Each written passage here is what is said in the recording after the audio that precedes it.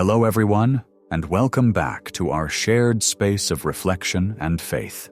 Today, we are going to journey into one of the most tender and profound mysteries of the human experience. We are going to speak about sorrow. There is a question that haunts every single one of us at some point in our lives, usually in the quiet of the night when the rest of the world is asleep and we are left alone with our thoughts.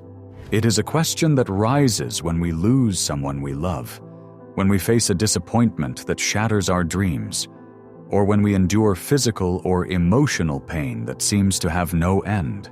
We ask ourselves, is this pain for nothing? Do my tears just fall into the void, unseen and unheard? Does God truly understand the weight of what I am carrying? It is easy to feel that our grief is a lonely burden, a heavy stone that we must drag through life until we are too exhausted to continue. But today, we are going to look at this through the eyes of a saint who saw the world very differently. We are turning to Saint Padre Pio of Pietrelcina. We know him as the mystic of the stigmata, the man who bore the wounds of Christ, and the miracle worker of San Giovanni Rotondo. But perhaps his greatest gift was his ability to see behind the veil of this visible world. He saw the supernatural reality that surrounds us every moment. And concerning our sorrow, he shared a vision that changes everything. Padre Pio revealed that he saw angels, not just floating idly, but working. He saw them holding golden chalices. And what were they doing with these precious vessels? They were collecting the tears of those who suffer with patience and faith. He taught that not a single drop of our anguish is lost, but rather it is gathered, treasured, and offered to God as the most powerful form of prayer. Today, let us walk together through this beautiful revelation and discover how our tears, which feel so heavy now, are being transformed into the jewels of our eternity. To understand this vision, we must first understand the heart of Padre Pio. He was a man intimately acquainted with suffering. For 50 years, he bore the physical wounds of the Passion, bleeding day after day. He suffered the humiliation of persecution, the physical attacks of the demonic, and the crushing weight of hearing the sins of the world in the confessional for up to 16 hours a day. If anyone had a reason to be cynical about pain, or to view suffering as a curse, it was him. Yet he called suffering the school of paradise. He did not say this to dismiss our pain, but because he saw something we often miss. He saw the transaction taking place between heaven and earth. There is a specific account that brings this reality into breathtaking focus. It is the story of a grieving woman, a widow who came to San Giovanni Rotondo drowning in the darkness of her loss. Like many of you, she had lost the love of her life. The separation felt like a physical amputation. She felt that with her husband's death, her life had lost its meaning, and her days were filled with a gray, weeping fog. She came to Padre Pio seeking a miracle, or perhaps just a reason to keep breathing. When she finally stood before the saint, she expected perhaps a generic word of comfort or a promise of prayers, but Padre Pio looked at her with those dark, penetrating eyes that seemed to read the very secrets of the soul. He did not merely look at her face. He looked at the spiritual atmosphere surrounding her. He saw her grief not as a black hole, but as a potential offering. He spoke to her with immense tenderness. He told her of a vision he had been given. He said to her, "And I want you to listen to these words as if he is speaking them directly to your heart right now. My daughter, you must not believe that your tears are lost in the nothingness of the earth. I see the angels of God standing beside those who weep with a heart turned toward him. These angels hold in their hands chalices of pure gold." Imagine that image for a moment. We often think of our guardian angels as protectors who stop us from tripping or guide us in traffic. But Padre Pio saw them as liturgical ministers. He saw them acting like priests at an altar. He continued to explain to the woman that when a tear falls from our eyes, born of love, born of missing someone, or born of the struggle to accept God's will, that tear does not just evaporate. The angel catches it. Why a golden chalice? In the Catholic tradition, the chalice is the vessel used to hold the blood of Christ. It is the most sacred object on the altar. By telling this woman that angels collect tears in golden chalices, Padre Pio was elevating human suffering to the level of a sacrament. He was saying that your sorrow, when united with Christ, becomes something holy. It becomes a libation. It becomes an offering that is so precious, only gold is worthy to hold it. The saint went on to explain what happens to these tears. He told her that the angels do not keep them.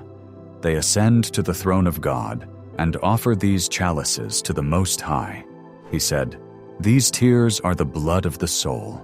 Just as the blood of the martyrs is the seed of the church, the tears of the faithful are the seeds of miracles." When the angel presents this chalice to God, God doesn't see a sign of weakness. He sees a sign of love. He sees a child who is hurting but is still trusting, or at least trying to trust. And in exchange for these tears, God pours out grace, not just on the one weeping, but on the soul for whom they weep, and on the whole world. This vision completely transformed the widow's grief. She stopped seeing her sorrow as a useless waste of energy. She realized that in the silence of her room, she was participating in a heavenly liturgy. She was filling a golden cup that her angel would carry to the King of Kings. Her grief became a work of love. But this teaching goes even deeper. Padre Pio often spoke about the value of suffering. In our modern world, we are terrified of pain. We medicate it, we distract ourselves from it, we run from it. We see pain as a failure of happiness. But in the economy of heaven, pain is a currency. Padre Pio taught that we can use this currency to buy souls back from the brink of destruction. There is another story of a man who came to Padre Pio, tormented by the memory of his past sins and the fear that he was unforgivable. He was weeping with regret. Padre Pio, seeing his genuine contrition, placed a hand on his head. He didn't just say, "You are forgiven." He explained the mechanics of that forgiveness. He told him that his tears of repentance were more powerful than a rushing river. He said that one tear of true sorrow, collected by the angels, has the power to extinguish the fires of hell in a human heart. Think about the implications of this for us today. How many of us cry over children who have left the faith? How many of us weep over a spouse who is battling addiction? How many of us shed tears over the state of our world? Padre Pio is telling us that those tears are not passive. They are active spiritual weapons. When you cry for your wayward child, your guardian angel is right there. He is not just watching, he is working. He is gathering that sorrow to present it to God as a petition that is hard to refuse. God finds it difficult to say no to the sincere tears of his children. Padre Pio also expanded this vision to include the idea of the crown. He often quoted scripture, reminding his spiritual children that those who sow in tears shall reap with shouts of joy. But he added a mystical detail to this. He said that in heaven, the tears we shed on earth, those tears caught in the golden chalices, will be returned to us. But they will not be returned as salt water. They will be returned as gems.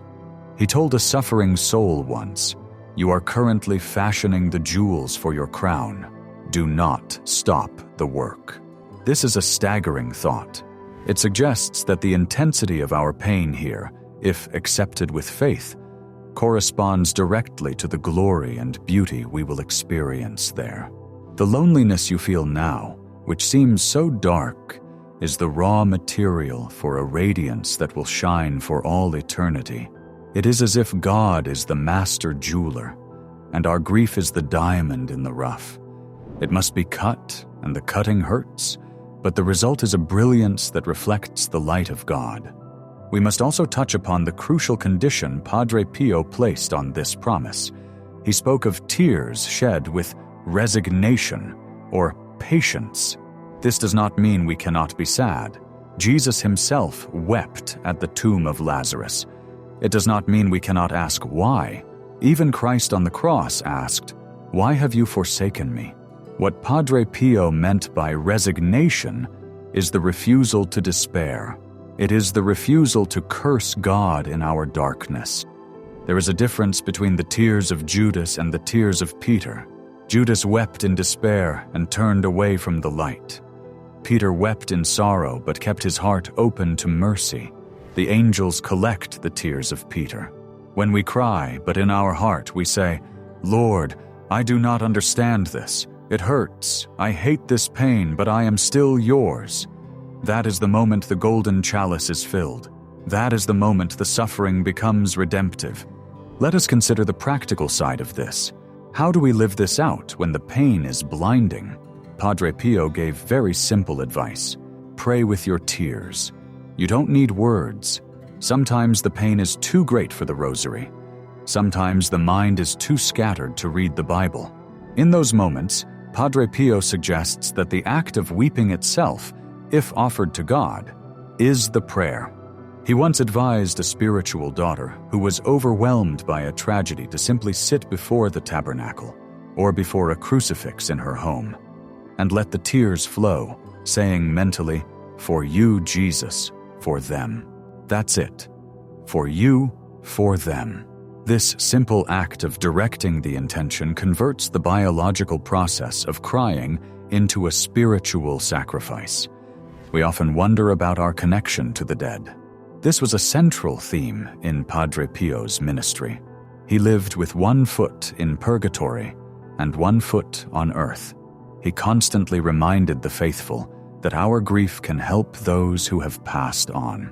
If we cry selfishly only because we are lonely, that is natural, but it has limited power. But if we take that loneliness and say, "Lord, take this pain of missing my mother and use it to comfort her soul," then the dynamic changes. Padre Pio saw that the angels take these chalices of tears and pour them out as a cooling balm over the holy souls in purgatory. Your grief, which feels like fire to you, becomes a refreshing rain for them.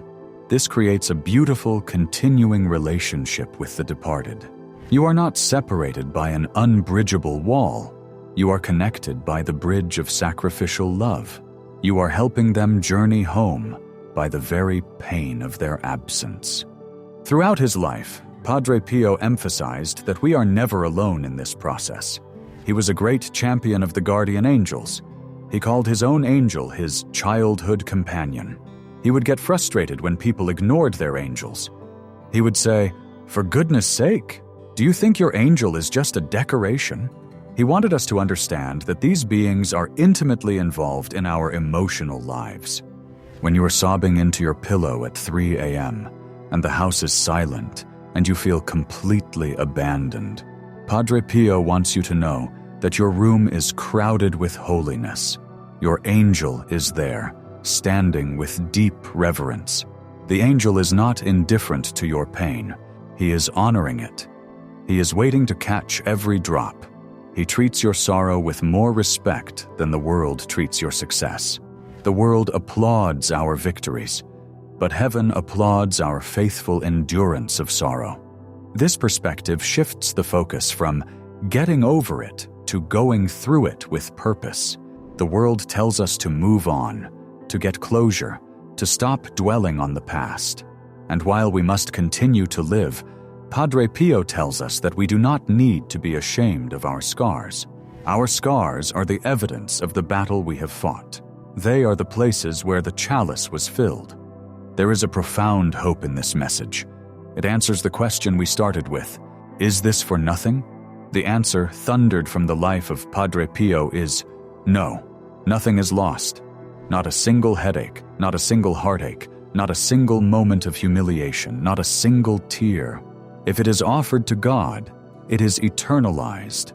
Imagine, one day, crossing the threshold of death. Imagine the moment you meet the Lord. And imagine your guardian angel stepping forward, not empty-handed, but carrying those golden vessels. And the Lord looks at the contents, the tears you shed when you lost your job, the tears you shed when you were betrayed, the tears you shed when you were sick, and He smiles. He says, I have kept all of these, I have counted them, and then He wipes them away, not by erasing them, but by fulfilling them, by showing you what those tears purchased. Perhaps they purchased the salvation of a soul you didn't even know. Perhaps they purchased the grace that kept your family together. You will see the fruit of your sorrow, and you will rejoice. This is the promise Padre Pio offers us. It is a hard promise because it requires us to accept the cross, but it is a beautiful promise because it guarantees that the cross is not the end. The resurrection is the end, and the road to the resurrection is paved with these precious stones we call tears. So, as we move through our week, let us try to remember this vision. When the wave of sadness hits, and it will hit, for we live in a valley of tears, let us pause. Instead of fighting it or drowning in it, let us lift our hearts, even if they are broken. Let us visualize that angel standing by our side, holding the golden chalice. Let us say, Lord, fill this cup. Use this pain. Do not let it go to waste. Make it into love. If we do this, we are walking in the footsteps of Padre Pio. We are becoming alchemists of the Spirit, turning the lead of our sorrow into the gold of grace. We are never crying alone. Heaven is weeping with us, collecting our grief and preparing to turn it into a crown of glory. Thank you for spending this time reflecting on the mysteries of faith. May you find comfort in knowing how precious your tears truly are in the eyes of God. Until next time, may you be blessed, and may your guardian angel always be at your side.